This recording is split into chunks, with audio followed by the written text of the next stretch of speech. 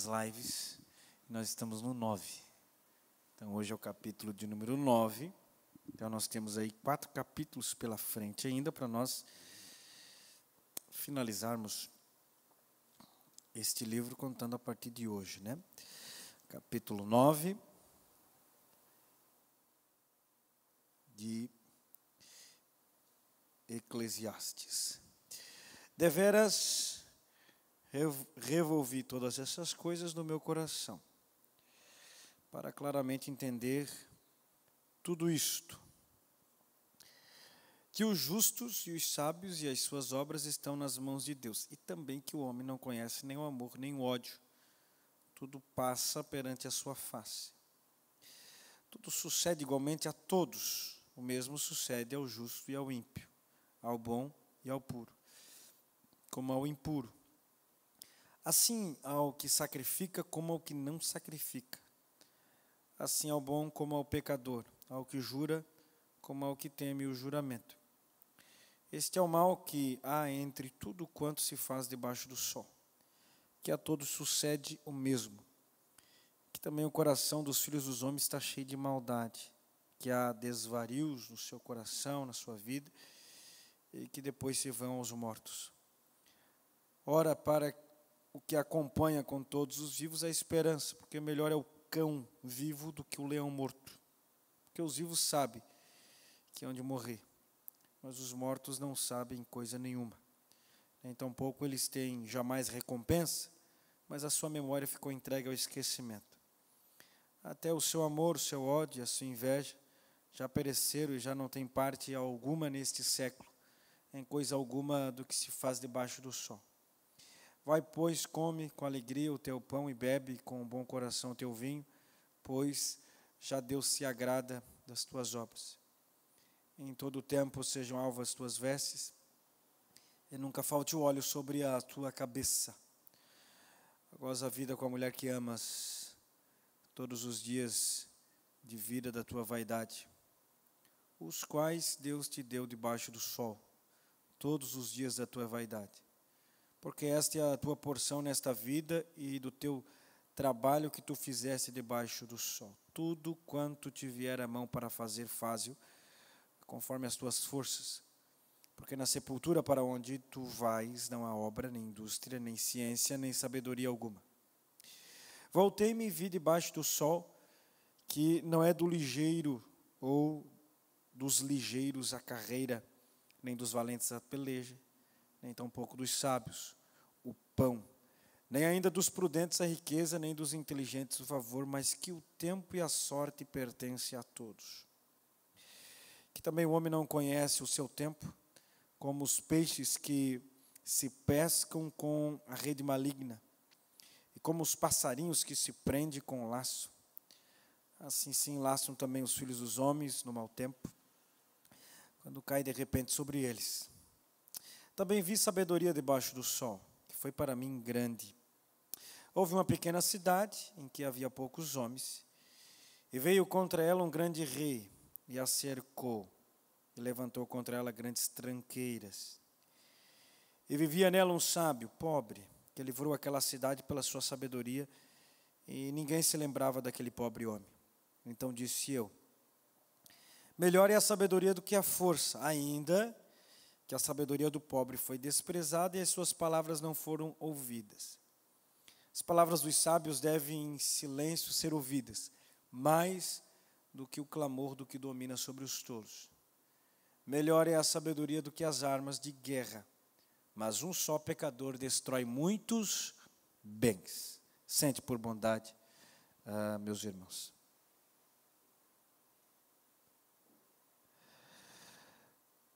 Salomão, ele faz uma analogia sobre justos e injustos irem para o mesmo lugar, para o mesmo fim, que é a morte. Interessante que no livro de Eclesiastes ele trata muito a respeito da sepultura, Sheol, morte. Ele diz que o justo, ou as coisas que pertencem ao justo, as obras do justo estão nas mãos do Senhor. E o interessante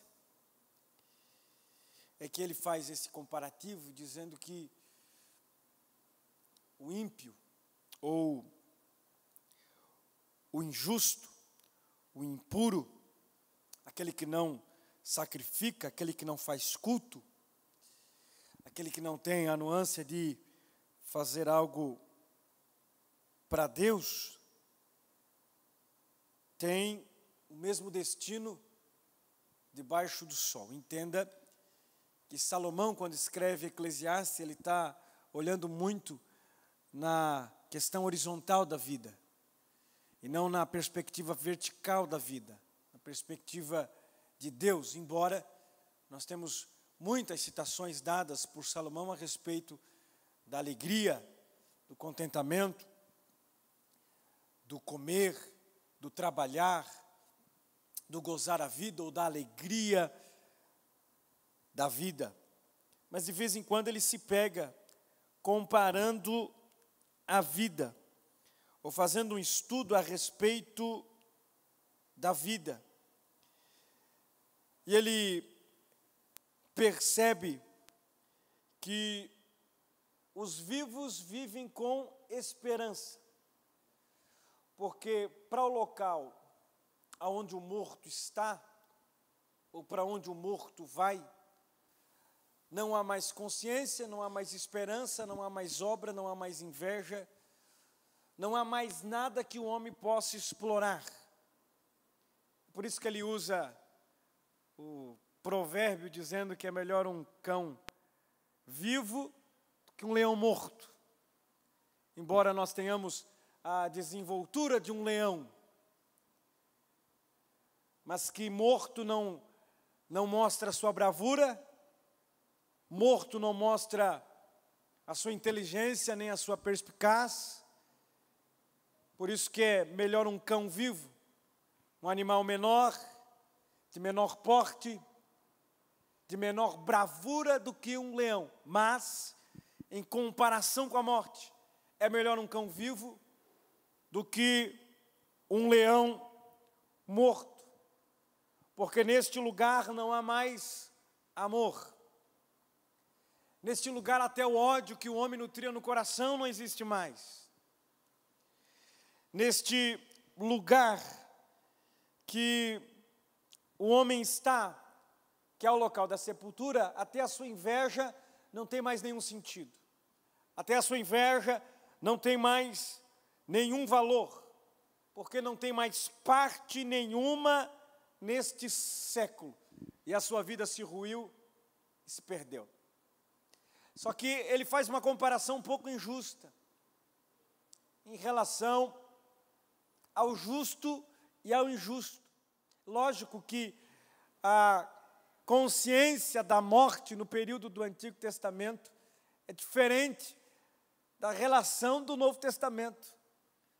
Porque no Novo Testamento nós temos de forma muito mais elucidativa a questão da vida após morte, isto é, não da questão espírita ou do pensamento espírita, mas da eternidade com Cristo.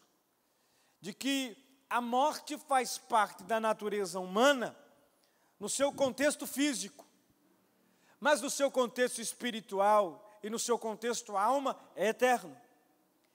E volta-se para Deus, e vai para Deus. Só que na concepção ainda do Antigo Testamento, a vida meio que se acabava no Sheol, no local de sepultura.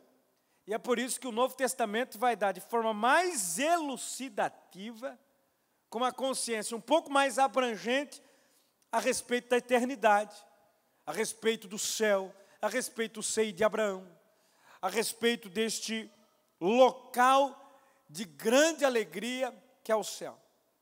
Só que daí lá no verso de número 7, ele traz um pouco de alento a esta vida. Porque ele diz, vai, pois come com alegria o teu pão, e bebe com bom coração o teu vinho, pois já Deus se agrada das suas obras. A conotação aqui de vinho é alegria. E nós conseguimos detectar aqui, no mínimo, 3 interpretações para o verso de número 7. Qual que é a primeira interpretação? Primeiro, aproveita a vida, porque isso é o que Deus planejou para que os homens o fizessem. A segunda interpretação, já que você serve a Deus e Ele aceita as suas obras, você pode contar com uma vida satisfatória. E a terceira interpretação, que mais se aproxima do contexto, daquilo que está escrito é, já que você não pode saber o querer e os caminhos de Deus, isto é, você não tem projeção do futuro, você não sabe o que vai acontecer no futuro, a não ser aquilo que já está escrito, mas você não tem ideia do futuro, você não tem a formação do futuro, já que você não sabe o querer e os caminhos de Deus, tire o máximo de proveito daquilo que você consegue entender, desfrutar.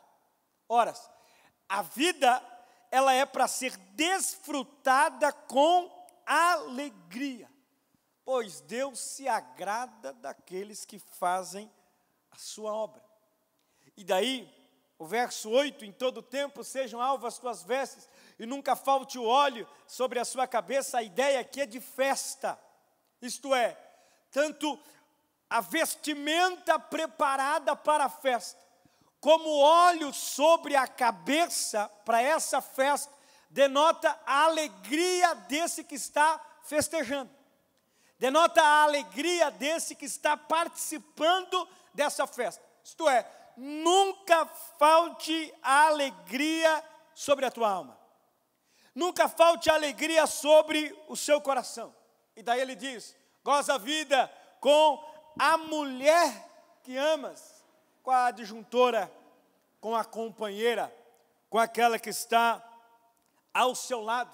Mas até isso, até o se alegrar com a vida ao lado da companheira, ele vê como uma questão de vaidade, algo fútil, que um dia vai se acabar, que um dia vai se findar. Mas ele diz que esta alegria deve ser desfrutada com a mulher que amas. Ora, se a gente pensar no campo emocional de Salomão, talvez ele amou uma mulher, que é a mulher do Cântico dos Cânticos. Dentre as 1000 que ele teve, ele amou uma. Dentre as 1000 que ele tinha no seu harém, a gente pode conjecturar que ele amou uma mulher. Só que Salomão tomou muitas decisões e atitudes precipitadas, casando com muitas mulheres, trazendo muitas mulheres para o cenário de Israel e trazendo a consequência da idolatria no seu reinado. O homem mais sábio da terra se irrompeu em idolatria. Só que ele diz, desfruta a vida com a mulher que tu amas, todos os dias da tua vida, porque esta é a tua porção nesta vida e do trabalho que tu fizeste debaixo do sol. Isto é o teu pagamento, isto é a porção necessária para a tua vida, o se alegrar, gozar a vida com a mulher que tu amas e trabalhar para isso, trabalhar para trazer o sustento para isso.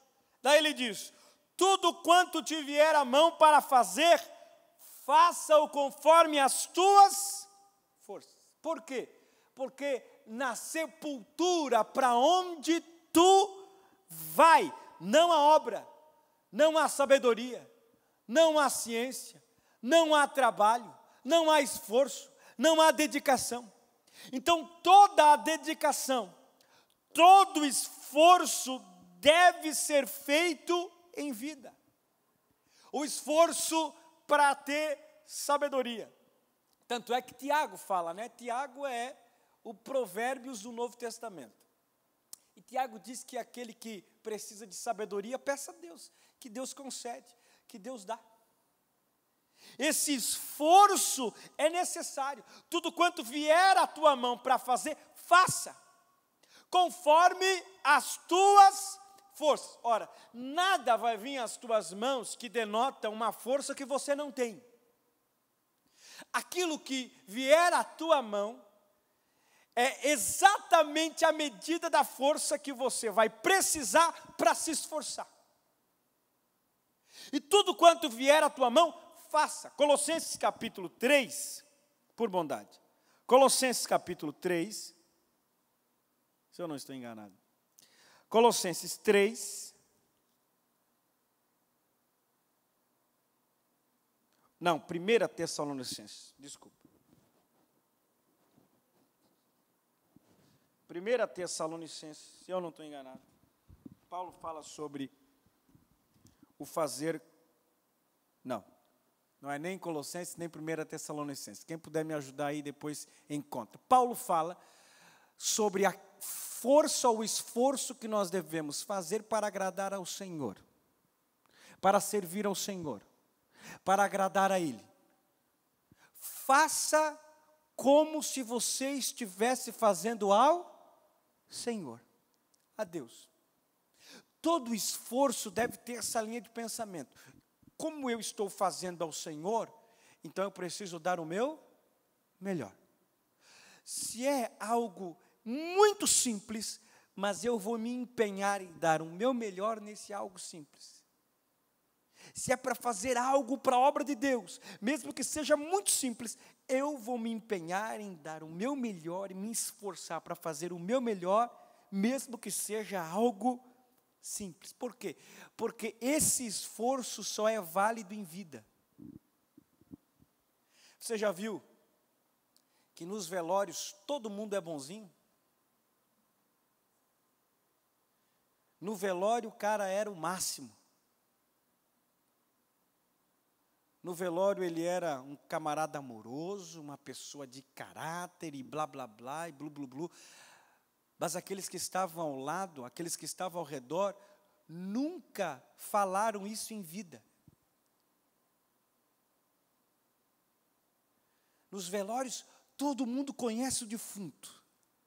E todo mundo fala que o defunto era uma pessoa extraordinária, mas em vida nunca falaram isso. Nunca elogiaram.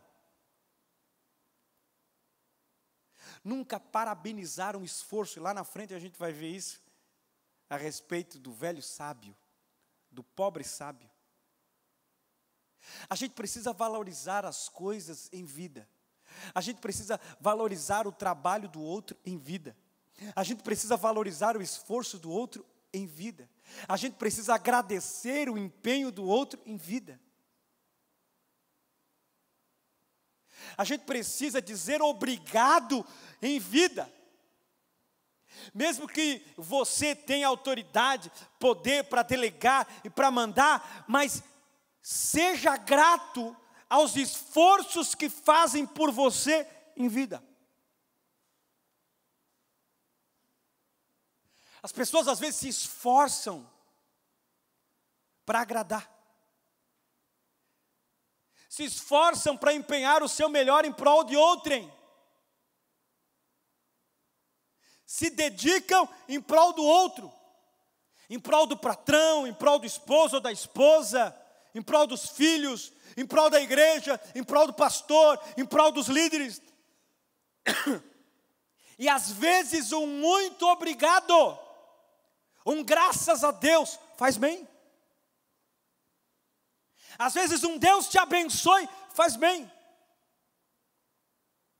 Mas parece que tudo que a gente faz tem que ser por obrigação. É tua obrigação fazer. Eu não quero saber. É tua obrigação fazer. Ninguém é obrigado a fazer absolutamente nada. A nossa obrigação é ser grato por tudo que fazem. Independente se eu tenho autoridade de delegar funções e tarefas ou não. Seja grato pelo esforço dos outros. Gratidão gera gratidão.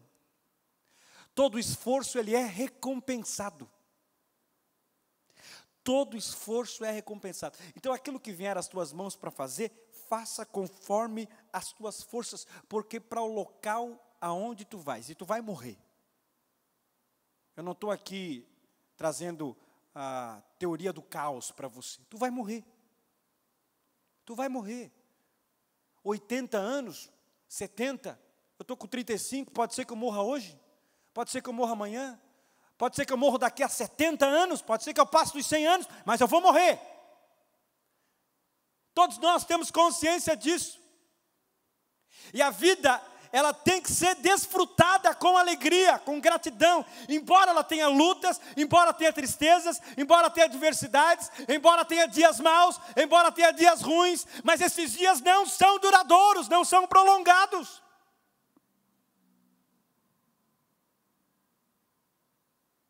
E eu preciso desfrutar da alegria que a vida proporciona em Deus. Então todo esforço que você faz, faça como se fosse ao Senhor. Daí ele continua. E agora ele vai falar a respeito da sabedoria que é útil. E ele se volta. E ele vê que não é dos ligeiros a carreira, nem dos valentes a peleja, nem tampouco dos sábios um pão, nem ainda dos prudentes a riqueza, nem dos inteligentes o favor, mas que o tempo e a sorte pertencem a outros. O fim, a sorte aqui é no campo do fim. O tempo e o fim pertencem a todos. Quer tolo, quer sábio. Só que ele novamente faz uma comparação um pouco injusta, porque é melhor viver com sabedoria nesta vida do que ser tolo. E o que ele está aqui, como a gente sempre está dizendo aqui aos irmãos, que a perspectiva dele é puramente horizontal. Puramente horizontal, é humana. O livro de Eclesiastes trata da questão de uma vida que Salomão desfrutou. E os irmãos já sabem que Salomão, ele desfrutou de tudo aquilo que a vida pôde proporcionar a ele. Aquilo que na sua época ele podia viver da máxima do pecado, ele pôde desfrutar. E daí quando ele chega na velhice, ele percebe o quão tolo ele foi. E daí ele faz algumas comparações um pouco injustas. É lógico que se a gente for olhar pela carreira, é melhor andar do que correr. Porque quem anda observa os obstáculos que há no caminho. Quem corre muitas vezes passa batido pelos obstáculos e cai. É lógico que a sabedoria é necessária, que o bem é necessário, que a inteligência é necessária, mas a questão que envolve aqui, aquilo que Salomão está tentando tratar, é que todos têm o mesmo destino, é que todos têm o mesmo fim, que o homem não conhece o seu tempo, que é como um peixe que entra numa rede maligna, é impossível o peixe escapar. É impossível um pássaro sair de uma prisão, ou de uma arapuca armada. Ele vai para a arapuca. Ele percebe que aquilo que tem na arapuca chama atenção, é gostoso, é viciante. E ele vai para essa arapuca. E ele percebe que é este o destino de todos, fazendo com que a rede e a arapuca a qual os pássaros vão, seja esse local de sepultura. Todos vão para essa arapuca. Todos vão para esse mesmo local. Todos vão para esse mesmo laço. Mas a morte é a última inimiga a ser vencida. E nós cremos piamente que a morte não é o nosso fim, mas é o início de uma eternidade com Deus. É o início de uma vida no paraíso. É o início de uma vida esperando pelo arrebatamento da igreja. Daí ele vai observar, em relação à sabedoria, sobre as injustiças, sobre as ingratidões, em relação àquele que é sábio, e aquele que professa palavras de sabedoria, que numa pequena cidade tomada pelos seus inimigos, um grande rei veio contra ela, cercou essa cidade e levantou tranqueiras. Isto é, os seus soldados cercaram esta cidade a ponto desta cidade não conseguir se escapar. Mas houve um pobre sábio, um velho sábio, que com sabedoria elaborou um plano, uma estratégia. E ele livrou toda aquela cidade dos seus adversários, dos seus inimigos. Só que ele não levou a fama, nem foi reconhecido, nem se lembravam dele, nem se lembravam do feito daquele pobre homem. Não se lembravam que aquela cidade foi livrada por causa da sabedoria daquele velho homem, pobre homem.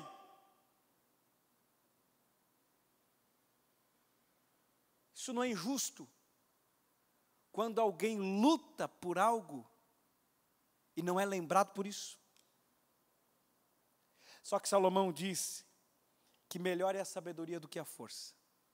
Mesmo que você não seja lembrado pelos seus feitos, fique com a sabedoria. Mesmo que você não seja lembrado pelos seus esforços, fique com a sabedoria. Mesmo que você não leve a fama, fique com a sabedoria. Mesmo que foi você que desenvolveu todo um sistema, mesmo que foi você que desenvolveu toda uma estratégia lá na sua empresa, lá no seu trabalho, na sua casa, na sua família, mas mesmo assim você não foi lembrado por conta disso, fique com a sabedoria. Escolha sempre a sabedoria, porque ela ainda vai ser ouvida. Sabedoria vai continuar sendo ouvida, porque uma hora vão precisar dela. Uma hora ela vai ser a causa da solução. E daí ele continua no verso 17, e nós já estamos finalizando. As palavras dos sábios devem em silêncio ser ouvidas. Ouça a sabedoria. Fique em silêncio para ouvir ela. Fique em silêncio para ouvir os conselhos sábios. Porque é melhor você ficar em silêncio ouvindo os sábios conselhos do que o clamor que domina o pensamento dos tolos. Tem muita gente tola se passando por sábio e colocando a sua tolice em cena. E daí ele fecha o verso 18 dizendo: melhor é a sabedoria do que as armas de guerra, mas um só pecador destrói muitos bens. Mahatma Gandhi, embora ele fosse um hindu, e ele teve defronte ao evangelho nos Estados Unidos, mas pelo desprezo que fizeram com ele, o desprezo que a igreja fez com ele, fez com que ele tivesse um pensamento totalmente diferente. Embora ele cresça em Deus, entre aspas. Mas ele conseguiu vencer uma guerra sem armas. Somente com a sabedoria, com a palavra. É lógico que há casos e casos, situações e situações, cenários e cenários, cenas e cenas, mas a sabedoria sempre vai ser melhor do que armas. A sabedoria sempre vai ser melhor do que uma língua afiada, que destrói muito mais do que uma arma de fogo. A sabedoria sempre vai ser melhor do que uma espada que entrelaça as entranhas de um homem e o mata. Assim é a língua que destrói, que mata, que arruína. Melhor é a sabedoria do que as armas de guerra. Por quê? Porque um só pecador destrói muitos bens. O tolo destrói todo um projeto. O tolo acaba com o exército. Os conselhos de um tolo podem destruir tudo. Melhor é ficar com a sabedoria. Melhor é ficar com os conselhos sábios, pastor Oswaldo. Porque a sabedoria nos fará prosperar, mesmo que eu não leve a fama. Mesmo que não se lembre dos feitos, mas a sabedoria sempre vai ser melhor. A sabedoria te dá o alcance do céu. A sabedoria te dá o alcance do horizonte. A sabedoria faz você trilhar caminhos de paz. A sabedoria faz com que as decisões não sejam rudes. A sabedoria faz com que você alcance conforto para a sua alma. A sabedoria faz com que você não entre em guerras. A sabedoria faz com que você não vá para os confrontos mais internos e abusivos da alma. Viva sempre com sabedoria. E desfruta a vida com a alegria que Deus nos concedeu, mesmo sabendo que tem dias maus, mesmo sabendo que tem dias difíceis, mesmo sabendo que tem dias que nós desejamos sumir, mas esses dias passam, assim como eles vêm, eles passam, e a alegria do Senhor sempre vai ser permanente sobre a nossa alma. Fique de pé por bondade, meu irmão. Nós vamos orar. Agradecer a Deus. Coloque a mão no seu coração. Peça para que o Senhor Jesus conceda sabedoria, conceda alegria, graça, paz, ânimo, alívio, para que as tuas vestes sejam alvas ou sempre alvas, nunca falte alegria sobre a tua cabeça. Nunca falte o óleo sobre a tua alma. Nunca falte alegria sobre o teu coração. Nunca falte alegria sobre os teus pensamentos. Pode ser que hoje você esteja num dia triste. Pode ser que você esteja vivendo um dia difícil. Mas a alegria do Senhor, ela é permanente, duradoura, eterna. E tem alegria nesta noite para a sua alma. Tem alegria nessa noite para o seu coração. Tem paz que excede a todo entendimento para a tua alma. Tem o desfrutar da presença de Deus nesta vida. Tem a certeza da eternidade. Tem o bálsamo do Senhor Jesus que vem sobre nós nesta noite. Sinta a alegria do Senhor Jesus desfrutando sobre a tua alma, ou invadindo a tua alma. Pai, nós oramos. Oh, aleluia. Eu creio em Ti, Jesus. Eu creio nesta sabedoria. Eu creio nesta alegria. Eu creio nesta graça. Eu creio neste mover.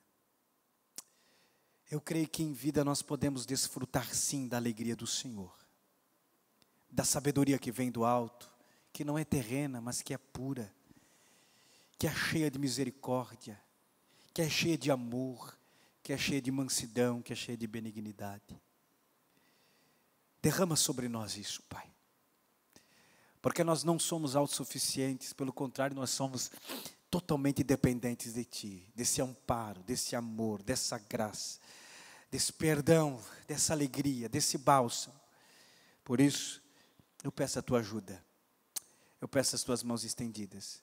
Eu peço o Teu apoio. Eu peço a Tua graça. Em nome de Jesus. Amém e amém. Vamos louvar? Cante ao Senhor Jesus, meu irmão.